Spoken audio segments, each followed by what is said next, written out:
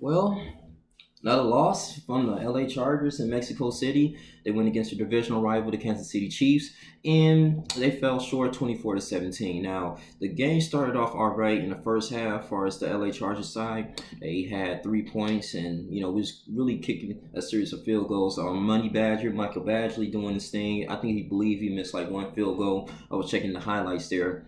But as the game progressed, man, the defense gave up a lot of yardage, man, in the first half. But they really made necessary adjustments against Patrick Mahomes. So actually, they want to say statistically speaking that Patrick Mahomes had one of the worst games of the season. And for therefore, he threw for like one touchdown, I believe one interception to Jenkins. And that was okay, like in the second half. Like, okay, we was going moving down the field. I mean, Austin Eckler, I believe he had like a touchdown. No, he had no touchdown. It was Keenan Allen who had that one touchdown. And, Melvin Gordon had 14 carries for 69 yards. It was okay, but it still wasn't enough until then. Phillip Rivers, he moved down the field around the fourth quarter and proceeded to throw an interception, which actually sealed the game. So Phillip Rivers threw a total of 4 interceptions in the game. And I believe that's the most in his career as far as like in one game, man. I mean, during the Super Bowl era, they say he threw like 61 passes for 7 interceptions in these past 2 games in the Super Bowl era. That's the most in NFL quarterback NFL history. And I just want to say this may be like the end of his career. Some people say he believes he's going to be a free agent. I don't know if we're going to put a franchise tag on him, but I don't think Tom Tesco should be doing that. We should go ahead and look forward into getting to a new quarterback. Drafting a new quarterback, we have the 11th round pick so far as after week 11, everything stands. And as we go into the bye week, we should have a critical examination of what we need to do in order to steer this team to the right direction. And first of all, we had to go and beef up the offensive line. The offensive line played solid today. Well, I'm gonna say yesterday in the game, but they could have done a little bit better because as Phil Rivers is getting up in age, he's really not a mobile quarterback, and a lot of opposing teams are taking advantage of that when they take notes on this team and they doing their necessary assignments. They can go out there and rush him quickly as possible and knock him down. So therefore, it will prevent him from actually completing passes. And therefore, that's why during for the most game we was doing like a lot of 3-and-outs, and our defense was out there majority of the time getting gassed out. But they did have major stops there. And I was very surprised. I thought Patrick Mahomes was going to throw like 3 or 4 touchdowns. So shout out to our defense who actually standing our ground and continuously moving forward. But now as we go in here into this bye week, Derwin James is coming back. Denzel Perryman is all right. Melvin Ingram is looking healthy. But we still need an offensive line. Trent Scott, they're still making a little bit of mistakes, man. You still got to continuously to block them. And Phillip Rivers just has to stand poised in that pocket and be able to throw the ball accurately if we decide to move on with him. But as he's getting up in age, we need to draft a new quarterback. And I'm not saying like put in Tyrod Taylor. We don't need Tyrod Taylor playing for the whole majority of the game. I mean, we probably can do that probably week 15, week 16. It depends, especially if we mathematically out of the playoffs, we coming in as 4-7.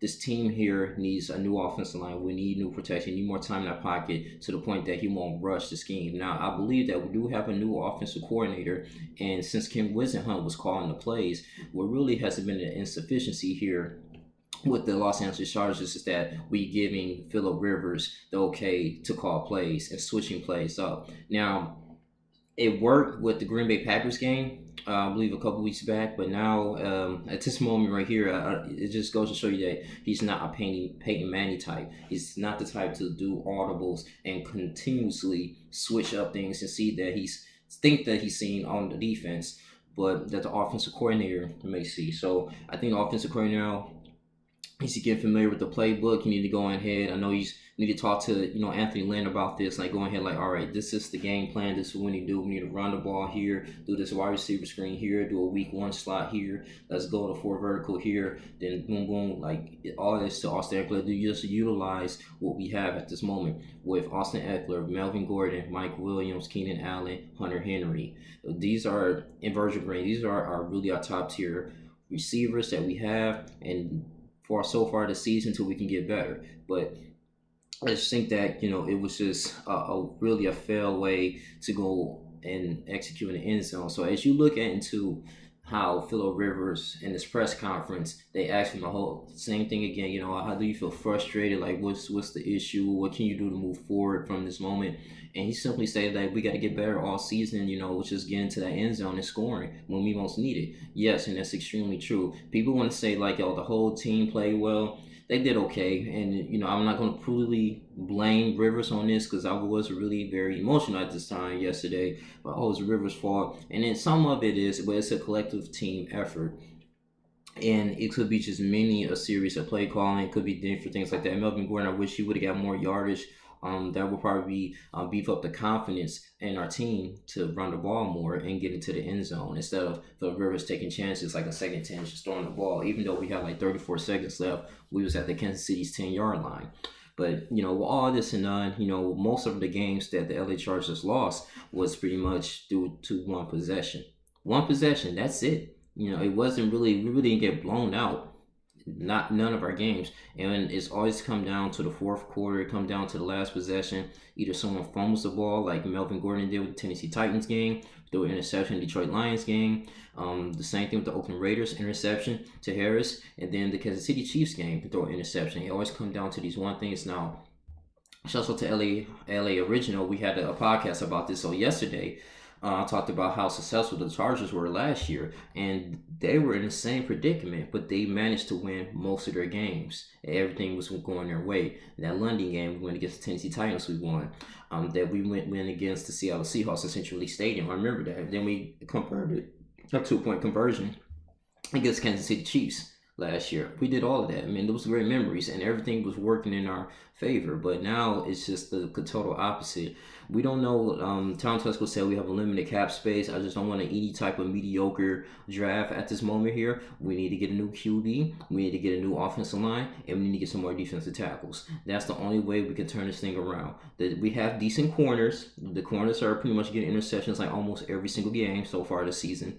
But for the most part, we need more rush. Joey Bosa can do so much, and he was kind of a little bit of absent there. I think we only generated like 1 sack of that.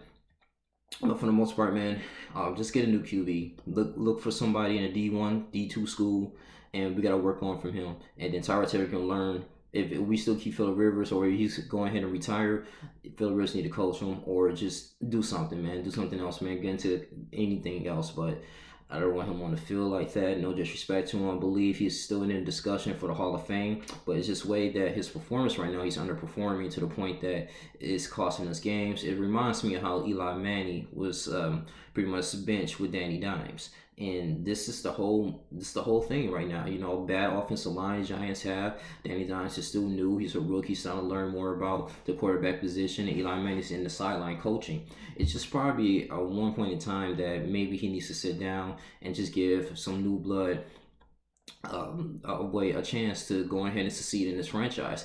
You mean the Dallas Cowboys had to do it, with that Dakota Prescott. They sort of invested in him to making a profit. They had to get Ezekiel Elliott. They had to beef up the offensive line. I mean, it's a lot of changes that they had to do within those years. And got rid of Tony Romo. I believe he was a decent quarterback, but when it came time to go into the playoffs and winning, and what you need most, he finds a way to lose. Like the Washington Redskins a few years ago with Robert Griffin III, they lost. I mean, through a last-minute interception. It's just those little things that cost teams to go in and have a Super Bowl run. You can't continuously do that. Now, I'm not going to be one of these fans here that's going to keep his hopes up and believe that, if we go 9-7 and make it to the playoffs, miraculously, if we do make it to the playoffs, then what? I mean, anything can happen in the playoffs. Don't get me wrong. 97 teams have went to the Super Bowl and won, like the New York Giants, and they defeated the New England Patriots, undefeated twice. But at the same time, though, in our case, I don't think the way our defense is carrying, the way our offense is. I mean, you get to the playoffs, it's going to further us back into a good draft pick, and hopefully to rebuild people and rebuild this team to a great structure. And then you get eliminated in the wild card divisional round. That's not a successful season. Even if you get eliminated in the AFC conference, that's not a successful season. The successful season is when someone at a team goes all the way into the playoffs, goes to a divisional round, get a first round bye, be successful, go into the conference championship, and win and defeat that one team in the Super Bowl. That's a successful season. So I just feel like, at this moment, our vision is not there. It's not clear right now. Hopefully they can do some downtime right now in the bye week that's approaching here. And then in 2 weeks, go ahead and December 1st go against the Denver Broncos. And now at this moment, I don't believe in just tanking. I do believe that you go in here and be competitive, but at the same time, being optimistic and going to the playoffs, I don't know. And this is just from a fan's perspective here. For a player who's making money, maybe, because that's all you want. You want that ring. You want it like, okay, I'm grinds, hard work, sweat, and tears, and I can be an inspiration, but you're already an inspiration on the field, what you do day to day, regardless if you make it to the playoffs or not. But that's just the icing on the cake. I just really feel like at this moment here, just to prevent further injury and the way things are not going in our way, it's not throwing in the towel, it's just being real. But this is just me. That's really my cap on here. 4 interceptions, 353 yards, went from 28 to 52. Phillip Rivers, Melvin Gordon had 14 carries and 69 yards, 0 touchdowns. Again, that's a big issue. 14 carries, 69 yards. He averaged about 5 yards per carry. That's decent. Austin Eckler, 5 carries, 24 yards. Mike Williams had a big catch. Now, he had 2 receptions, 76 yards. When Mike Williams actually caught that ball in the last minute of the fourth quarter, so around like 32 seconds, I was like, okay, we might have a shot. But then again, you put the ball into Phillip Rivers' hands, and he managed to turn the ball over. So these are the things that we have to, eliminate, and Tom Tesco and Dean Speranos finds a way to really reverse this, man. And they had a lieutenant general from the United States Air Force Academy in Mexico City that was just talking to him and motivating him that each and every single player needs to be valued. You need to play for each other. And that's what Anthony Lynn, that's his whole motto, play for each other each and every single day, man. Joey Bosa, they interview him. He said he's going to go out and work extremely hard on the next day, man. So, you still got to go out here and still work, even though if you go through opposition in your quarter of work. But at the same time, as a fan, as an entertainment industry here in the NFL, you want to see your team produce and play very well, especially if you're waiting 4 or 5 days for your team to win or a week for your team to go out here and play in the field. And then if you continuously on losing streaks and you continuously to show the same mistakes over and over and over again, it's like a reversing script. It's this team here is really learning from their mistakes. That's where the frustration comes. So we really got to put that in consideration. I'm going to go ahead and go into the stats here. Hunter Henry has 6 receptions for 69 yards. Virgil Green, 1 reception, 8 yards. And the one, I believe, we got to go into that one fumble muff punt that Desmond King had. I believe he recovered it, but, he lost a lot of yards here.